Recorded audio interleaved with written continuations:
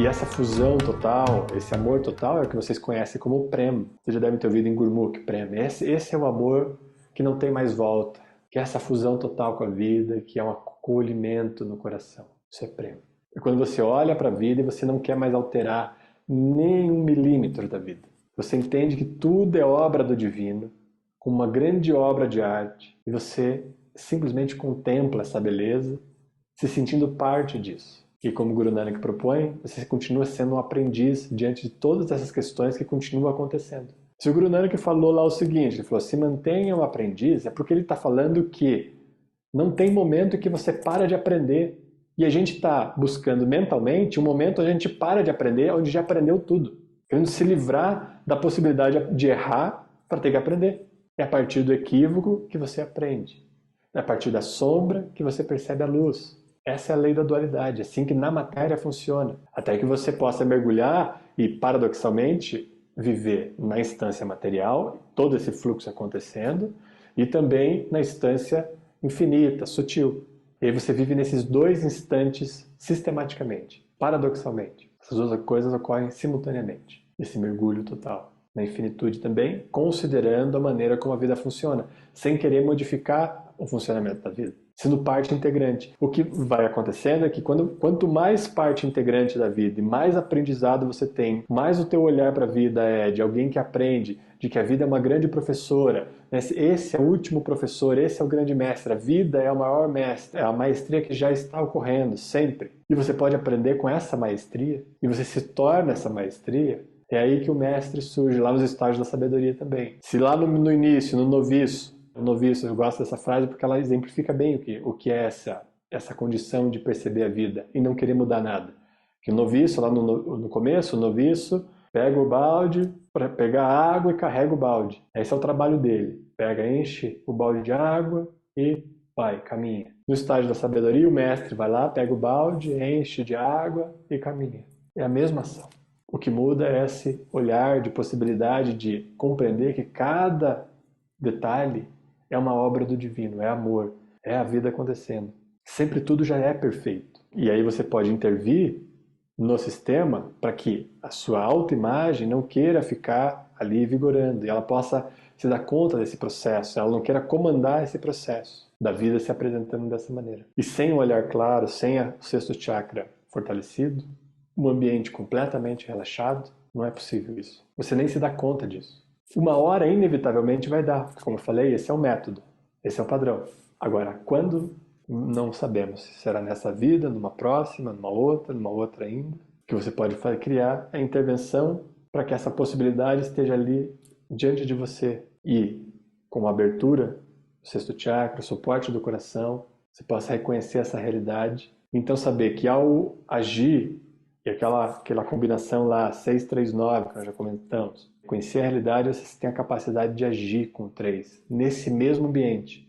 Então, se o padrão ocorre, a sujeira ocorre num campo da consciência e sempre vai ocorrer, você vai lá e limpa. Usa o potencial ativo da vida para estar a serviço dessa mesma vida, que suja para ser limpa e então reconhecida brilhante ou iluminada. Clara, brilhante, clara, essa ideia de iluminação. A partir da limpeza, porque a vida surge do infinito, para se revelar ocorrem ruídos. Com os ruídos ocorre a sujeira, e com a sujeira a necessidade de limpeza. Mas esse é o modelo, esse é o padrão. Não tem como mudar isso. Esse é o grande mistério. Agora, a mente vai querer questionar esse mistério. Por que funciona assim? Não, mas talvez não seja sempre assim, dá para mudar. Aí ela começa a criar dentro dela mesma núcleos internos de autocontrole, de arrogância e começa a querer comandar vários núcleos como se fosse essa vida acontecendo, sem se fundir completamente nessa vida. E o yogi, o guerreiro, ou esse que vive esse amor prêmio, não ocorre sem a dissolução total dessas camadas aí de autocontrole, liberando e reconhecendo que a vida já funciona assim e reconhecendo a beleza desse funcionamento. Só que para isso precisa ter um estado muito relaxado, muito tranquilo. No estado tenso, não ocorre esse reconhecimento.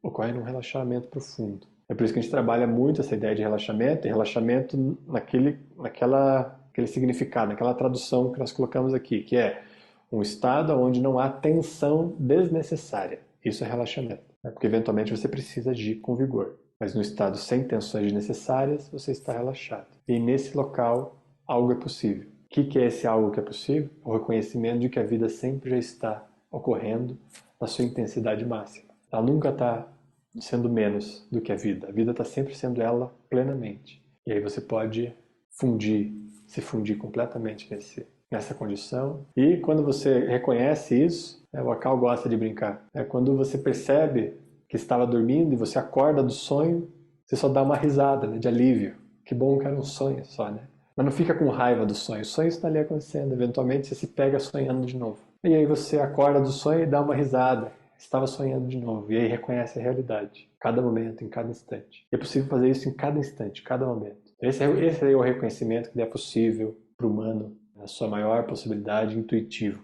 Reconhecimento dessa realidade o tempo inteiro, constantemente. Aí hoje a gente vai fazer um Kriya para trabalhar vai ser um Kriya interessante, mais meditativo hoje, para a gente trabalhar esse ambiente do relaxamento aí. Um estado, o nome do Kriya inclusive é um estado para se livrar do estresse. Mas vamos entender o estresse aqui como essa condição de tensão desnecessária, onde a gente pode agir plenamente de acordo, se fundindo com a vida. Uma fusão total com essa vida que já está acontecendo, sem querer tirar da frente aquilo que nós não gostaríamos de encarar e que normalmente é a nossa própria ignorância. Então a gente não gostaria de se reconhecer tão com pouca sabedoria, capaz de ficar caindo nos mesmos erros o tempo inteiro. Isso é um atestado de ignorância, você cair o tempo inteiro no mesmo erro. Só que o atestado de ignorância é a maneira como a gente tem de lembrar, de aprender. Quando você sabe que você não sabe, é que é possível aprender. Se você acha que já sabe, aí você não aprende. Agora, quando você sabe que não sabe, é possível aprender. E aí a nossa jornada é a do aprendizado, é a do aprendiz, daquele que aprende integralmente e o tempo inteiro.